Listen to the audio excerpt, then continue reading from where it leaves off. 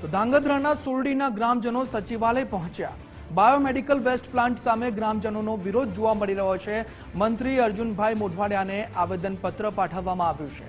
દેવયોગી healthcare નામની company દ્વારા પ્લાન્ટની કામગીરી ભૂગર્ભ જળ, ખેતી અને પર્યાવરણને નુકસાન થવાની ચિંતા છે। રહેણાંક અને શૈક્ષણિક સંસ્થા પાસે પ્લાન્ટ ન બનાવવા માંગ ઉઠવા પામી છે, તેને લઈ આ વિરોધ છે। 22 ગામના 4000થી વધુ નાગરિકોની સુરક્ષા સામે ગંભીર સવાલો ઉભા થયા છે। દુર્ગંધ, પ્રદૂષણ અને પીવાના પાણી પર અસર થવાની ભીતિને લઈ આવેદનપત્ર મંત્રી અર્જુનભાઈને આપવામાં આવ્યું છે। જે હોસ્પિટલનો વેસ્ટ નીકળે એ વેસ્ટનો નાશ કરવા માટેની આ ફેક્ટરી એક સ્થાપવા જઈ રહ્યા છે, તો એ અહીંયા સ્થાપ ન થાય એ ફેક્ટરી, એના અનુસંધાને આજે અમે એક આવેદનપત્ર મોઢવાડિયા સાહેબને આપ્યું છે।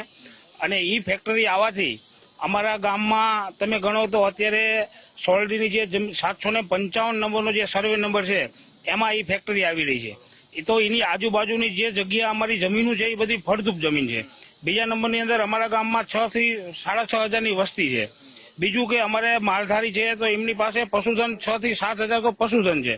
તો એ જે પાણી ભૂગર્ભમાં ઉતારે અથવા એનું જે ધુમાડો નીકળે કે એની જે રખિયા ઉડે એનાથી અમારી જમીનને તકલીફ થાય છે, આરોગ્યને પણ તકલીફ થાય છે।